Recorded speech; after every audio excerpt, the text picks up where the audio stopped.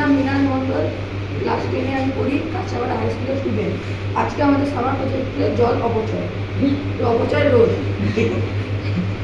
এখানে আমাদের একটা মেশিন আছে, যে মেশিনটা ট্যাঙ্কিতে লাগিয়ে যদি আমরা এটাকে লাগিয়ে রাখি, সুইচটা অন করে রাখি, তাহলে যখন আমরা পাম্প চালাবো তখন জলটা যে উপরে উঠে নষ্ট হয়, সেই যখন জলটা বেরিয়ে আসবে তখন এটা আমাদের বলে দেবে যে ট্যাঙ্কিটা আমাদের ভরে গেছে।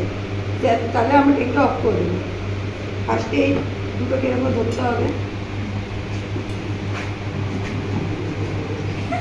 একটু উপরে ধরতে হবে, তবে সুইচটা অন করে দেবো। যদি জলটা বেশি উপরে ওঠে তখন এই অ্যালার্মটা বাজবে, আমাদের বলে দেবে যে আমাদের মিটারটাকে অফ করতে হবে।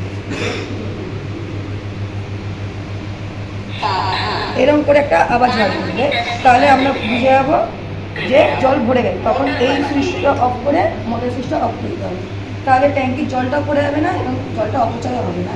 এরকম করে আমরা জল অপচয় রোধ করতে পারবো। এই যে আমাদের ট্যাঙ্কি, এই যে মোটর এখান থেকে জলটা পড়ছে, আর এখানে সেই মেশিনটা লাগানো, সেই মেশিনটা থেকে আমরা বুঝবো যে ওখানে জলটা পড়ে আছে। এখানে একটা তার আছে, সেই তারটাকে এখানে লাগিয়ে সুইচটাকে অন করতে হবে। আর এখানে যে তারটা ছিল ওটা দিয়ে ডাইরেক্ট ট্যাঙ্কিতে আসবে। তবে এখানে যখন জলটা পড়বে, যদি এতটা যখন এই দুটো ইয়েকে স্পর্শ করবে, দুটো ধাতুকে, তখন আমাদের একটা আওয়াজ হবে, যে আওয়াজটা বলে দেবে যে জলটা পড়ে গেছে। তখন আমরা তাদের দিকে এটাকে অফ করবো, তাহলে জলটাও পড়বে না এবং জলটাও বাঁচবে। আজকে আমাদের সামার প্রজেক্ট হলো জল সংরক্ষণ। জল আমাদের জীবন, জল ছাড়া আমাদের সভ্যতা এগোবে না। অনেক সময় অনেক জায়গায় অনেক ফ্ল্যাটে ট্যাঙ্ক লাগানো হয়, সেখানে দেখা যায় ট্যাঙ্কে যখন জল ভর্তি করা হয় সেখান থেকে জল অনেকটা ওভারফ্লো হয়। সেই ওভারফ্লোটা কীভাবে আটকানো যাবে তার জন্য একটা ডিভাইস তৈরি করা হয়েছে। সেই ডিভাইসটা আজকে দেখাবো। এই যে এটা ডিভাইস, ব্যাটারি চালিত। এটা কীভাবে কাজ করে দেখাচ্ছি। এই সার্কিটটা জলে একটু ওপরে ধরতে হবে, জলে যাতে না ঠেকে, জল যাতে না ঠেকে, আর জল ফেলতে হবে জলটা।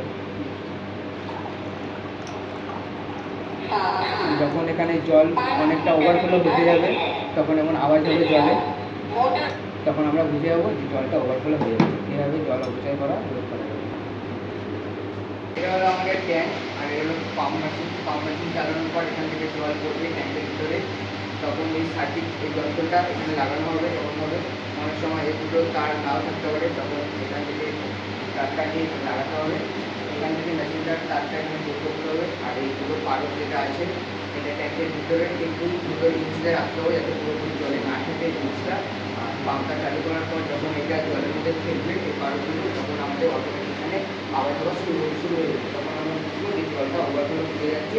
তখন আমরা সতর্ক হয়ে এই ডিভাইসটা বন্ধ করে দেবো, আর এখানে গিয়ে এই পাম্পটা বন্ধ করে দেবো। এইভাবে আমাদের জল অপচয় রোধ করা যাবে।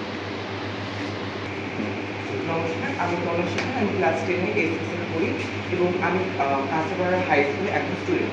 তো আমাদের জীবনে জল হলো একটি অন্যতম অংশ, যেটি আমাদের দৈনন্দিন জীবনে প্রয়োজন। সেটাকে আমরা কীভাবে রোধ করব সেটা আমি আজকে একটা ডিভাইসের মাধ্যমে দেখাবো। তো এটি হলো একটি ডিভাইস যেটা চালু করতে হয় এবং কীভাবে ট্যাঙ্কের জলটা অপচয় করতে পারছে সেটা এর মাধ্যমে বোঝা যাবে। এবং অ্যাটফার্স্ট এটাকে যে জলের ট্যাঙ্কটা সেখানে আগে ইউজ করতে হবে। এবার ধরুন একটু উপরের লেভেলে রাখুন, যাতে জলটাকে যাতে স্পর্শ না করে। তো এটা যখন যাবে তখন সুইচটা অন করে দিতে হবে, এবং যখন জলটা ফুটে থাকবে ট্যাঙ্কে তখন এইভাবে এইভাবে করে একটি আওয়াজ বের হবে, যেটা থেকে আমরা বুঝতে পারবো যেটা জলটা অপচয় হচ্ছে। এরপরে এটিকে আমরা যখন বুঝতে পারবো যেখানে জলটা অপচয় হয়ে ফ্লো হচ্ছে, তখন আমরা মোটরটাকে বন্ধ করে দেবো এবং তার সঙ্গে এই মেশিনটাকে বন্ধ করে দেবো। এইভাবে আমরা জলটাকে অপচয় করতে বাঁচতে পারবো।